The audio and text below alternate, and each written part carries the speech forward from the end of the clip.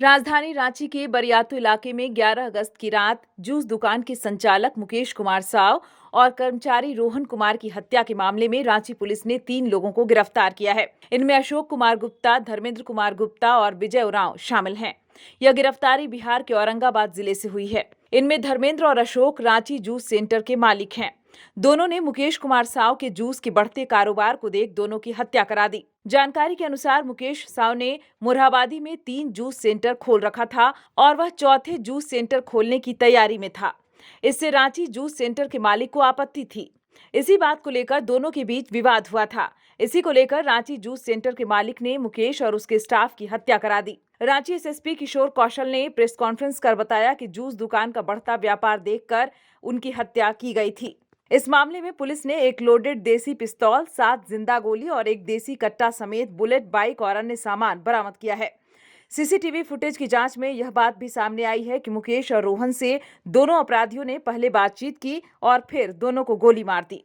देखिए, दिनांक 11 अगस्त 2023 की रात्रि में एक जूस दुकान के मालिक मुकेश साव एवं उनके स्टाफ रोहन कुमार की जब वो दुकान बंद करके घर जा रहे थे बाइक से, तो उनको साइंस सिटी के आगे एक मोड़ पे जो अपराधकर्मी हैं अशोक कुमार गुप्ता और धर्मेंद्र कुमार गुप्ता, इन दोनों के द्वारा, जो दोनों बुलेट पे सवार थे, इन दोनों के द्वारा इन दोनों को रोका गया, मृतक को, और रोकने के पश्चात उनकी गोली मारकर हत्या कर दी गई। इसको लेकर प्राथमिकी बरियातू थाने में दर्ज की गई एवं सिटी एसपी के नेतृत्व में एक एसआईटी का गठन किया गया और लगातार उसके बाद इन दोनों अपराधकर्मियों की गिरफ्तारी के लिए छापेमारी न केवल रांची में बल्कि अन्य ज़िलों में और राज्य के बाहर भी छापेमारी की जा रही थी।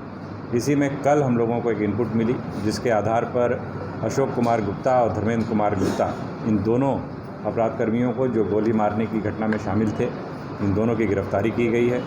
साथ ही साथ इन दोनों के सहयोगी विजय उरांव की भी गिरफ्तारी की गई है, जो पूरे के पूरे एक तरीके से कह सकते हैं कि षड्यंत्र में शामिल था और हथियार उपलब्ध कराने से लेकर के रेकी करना, इन सारे कार्यों में, इसके अलावा जो गाड़ी प्रयुक्त हुई थी घटना में, जो हथियार प्रयुक्त हुआ था, उसको छिपाने में भी इसका अहम रोल था, इसकी भी गिरफ्तारी की गई है।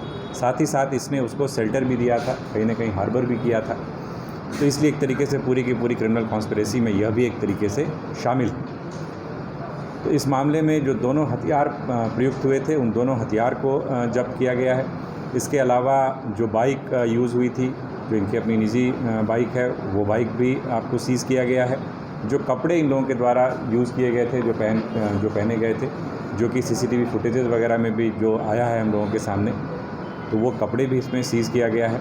जब इन लोगों से पूछताछ की गई है तो यही मामला सामने आया है कि जो मृतक और मृतक का भाई, इनके द्वारा लगातार जूस का व्यवसाय किया जा रहा था।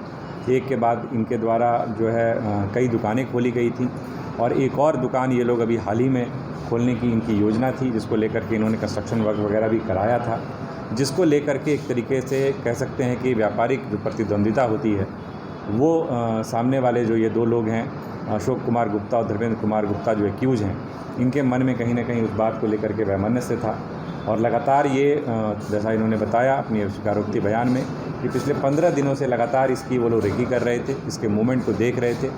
इनका एक और सहकर्मी है जो इसमें इनको सहयोग कर रहा था, उसकी भी हम लोग अभी सत्यापन कर रहे हैं, गिरफ्तारी का हम लोग प्रयास कर रहे हैं।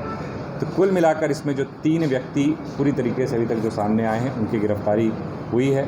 जो दोनों, जैसा मैंने बताया, दोनों हथियार, बाइक, कुछ जिंदा गोलियां, कपड़े इत्यादि सभी बरामद हुए हैं।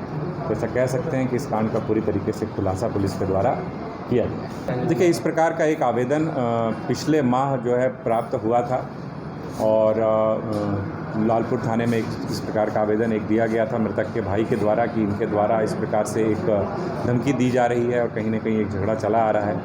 तो उसको लेकर के थाने के स्तर से जो एक्यूज है उनको बुलाया भी गया था और उनको पीआर बॉन्ड पे छोड़ा भी गया था। इसकी स्टेशन डायरी एंट्री भी की गई थी, लेकिन और मुकम्मल कार्रवाई करने की संभवतः आवश्यकता थी। यही कारण है कि संबंधित थाना प्रभारी और टीओपी प्रभारी को तत्काल प्रभाव से निलंबित भी किया गया। न्यूज़ विंग के लिए रांची से रफी समी की रिपोर्ट।